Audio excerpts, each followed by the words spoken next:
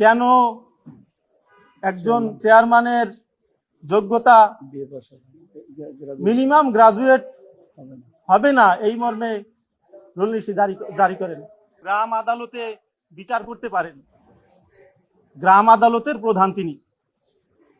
এই গ্রাম আদালতের তফসিলে গ্রাম আদালত আইন 2006 সর্বশেষ সংশোধিত 2024 এই তফসিলে দুই ধরনের আইনের কথা বলা আছে। সে ফৌজদারি এবং দেওয়ানি দুই ধরনের বিচার করতে পারে। তার আর্থিক অধিক্ষেত্র দেওয়া হয়েছে 3 লক্ষ টাকা পর্যন্ত। সে একজন ইউনিয়ন পরিষদের চেয়ারম্যান, গ্রাম আদালতের প্রধান হিসেবে 3 লক্ষ টাকার সমমানের বিচারিক ক্ষমতা তাকে দেওয়া হয়েছে। আমার মূল চ্যালেঞ্জের বিষয়টা হলো একজন জুডিশিয়াল ম্যাজিস্ট্রেট যিনি বিজিএস পরীক্ষা দিয়ে তাকে ম্যাজিস্ট্রেট হতে হয় এবং একজন দ্বিতীয় শ্রেণীর ম্যাজিস্ট্রেট জুডিশিয়াল ম্যাজিস্ট্রেট তার আর্থিক জরিমানার অধিক্ষেত্র হলো সর্বোচ্চ 3 লক্ষ টাকা। একজন চেয়ারম্যান তিনি গ্রাম আদালতের প্রধান বিচারক হিসাবে গ্রাম আদালতের বিচারক হিসাবে 3 লক্ষ টাকার আর্থিক অধিক্ষেত্রের বিচার কাজ সম্পাদন করতে পারে।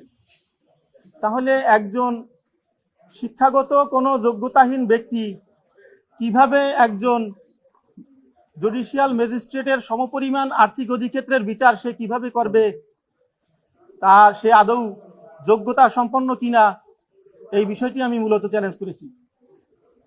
আদালত শুনানি অন্তে রুল নীতি দায়ের করেন এবং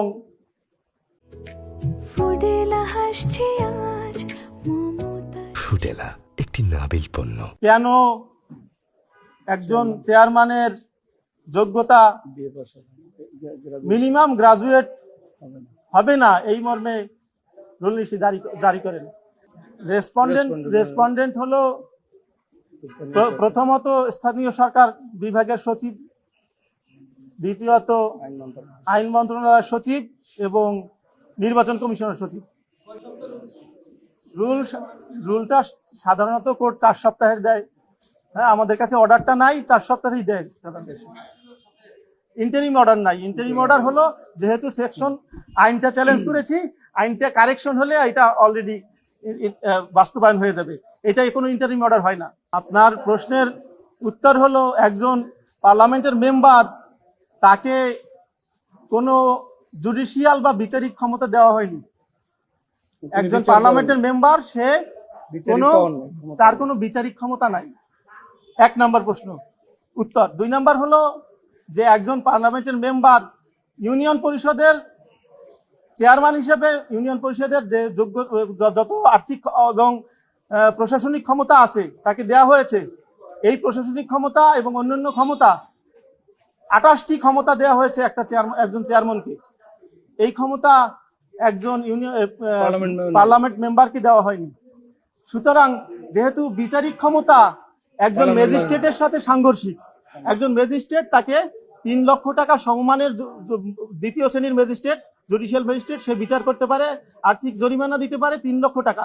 একজন চেয়ারম্যান যে কিনা নির্বাচিত প্রতিনিধি, কিন্তু সে গ্রাম আদালতে বিচার করতে পারে 3 লক্ষ টাকা 2024 সংশোধনী অনুযায়ী। তাহলে সে একজন অশিক্ষিত ব্যক্তি কিভাবে বিচারিক ক্ষমতা পায়? সামনে পৌর মেয়র, তাদের ক্ষেত্রেও এটা করা হবে ইনশাল্লাহ। আমাদের এই নির্বাচনকে সামনে রেখে কোনো রকমের উদ্দেশ্য নাই। আমি এবং আমার লার্নেড ফ্রেন্ড এই রিপিটিশনটি ফাইল করেছি সম্পূর্ণ জনগণের স্বার্থে, জনস্বার্থে। আমি নিজে শুনানি করেছি, হ্যাঁ, প্রো বোনো, এটাকে বলে প্রো বোনো, জনস্বার্থে করেছি। আমি আমার একজন আত্মীয় এর মাধ্যমে ভুক্তভোগী। হ্যাঁ, একজন চেয়ারম্যান তিনি আমার কাছে একটা মামলা এসেছে সেখান থেকেও, এবং প্লাস আত্মীয়র মাধ্যমেও ভুক্তভোগী।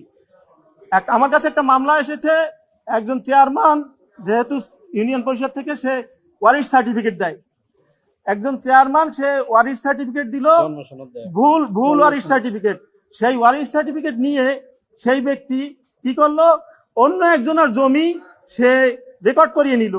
হ্যাঁ, এই মামলাটা আমার কাছে বর্তমান চলমান। তাহলে এই ধরনের অপকর্ম যদি একজন চেয়ারম্যান করে, হ্যাঁ, যার শিক্ষাগত যোগ্যতা নাই, তাহলে এটা আমাদের আইন এবং সংবিধানের সাথে সাংঘর্ষিক এবং জনস্বার্থে বাংলাদেশের জনগণের সাথে ক্ষতিকর।